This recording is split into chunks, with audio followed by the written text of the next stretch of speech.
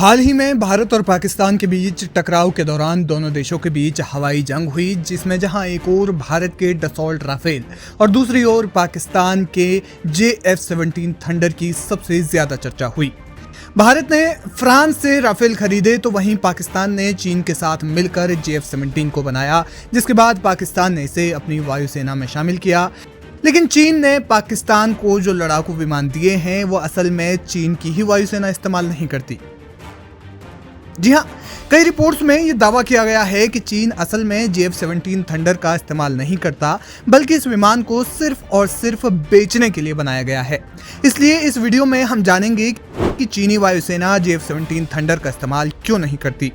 चीन इसका इस्तेमाल क्यों नहीं करता, ये जानने से पहले हम जानते हैं कि इसका निर्माण कैसे शुरू हुआ।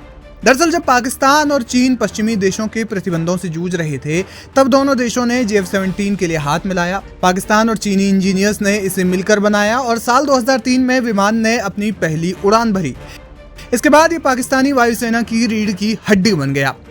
संयुक्त रूप से बनाए गए लड़ाकू विमान JF-17 को चीन के MiG-21 की रिवर्स इंजीनियरिंग और पाकिस्तान के F-16 उड़ाने के अनुभव को विकसित किया गया है। इसे ऑपरेशनल तौर पर तैनात किया गया है और म्यांमार और नाइजीरिया को निर्यात किया गया है। लड़ाकू विमान की आपूर्ति के लिए इराक और अजरबैजान के साथ भी सौदे किए गए हैं। खास बात यह है कि चीन ने पाकिस्तान के साथ मिलकर बड़े पैमाने पर इसका इस्तेमाल किया है, लेकिन चीन ने अपने पुराने लड़ाकू विमान जैसे चंगेदू J7 को रिप्लेस करने के लिए भी इसे अपने बेड़े में शामिल नहीं किया, जबकि J7 60 साल पुराना विमान है। हालांकि रिपोर्ट्स बताती हैं कि एक समय में JF-17 को इन पुराने विमानों की जगह शामिल करने की योजना जरूर थी, लेकिन मई 2025 तक ऑपरेशनली इसे चाइनीज एयरफोर्स के बेड़े में शामिल नहीं किया गया है, जो इस पर एक बड़ा सवालिया निशान खड़ा करती है। चीन में JF-17 थंडर का इस्तेमाल क्यों नहीं?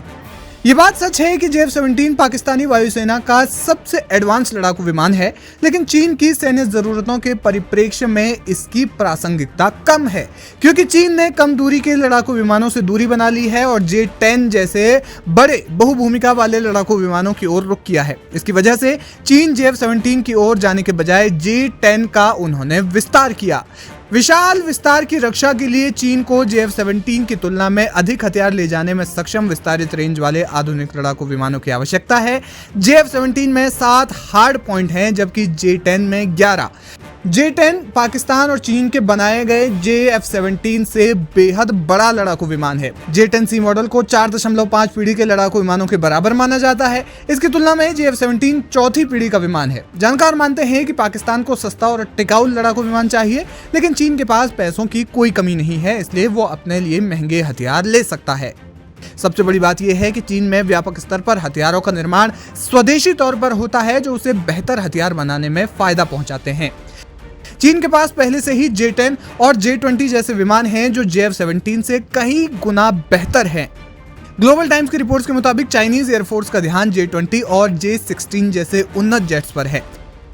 इसके अलावा एक बड़ा कारण यह है कि चीन अपने बेड़े में ऐसे विमान शामिल करना चाहता है जो अमेरिका के F-22 और F-35 के साथ भारत के राफेल और Su-30 MKI से मुकाबला कर सके।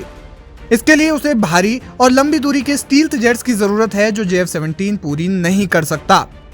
यही वजह है कि चीन ने ये विमान महज निर्यात करने के लिए बनाए हैं, जिन्हें पाकिस्तान के अलावा म्यांमार, अजरबैजान और नाइजीरिया को भी निर्यात किया गया है या फिर इन देशों के साथ सौदे किए गए हैं।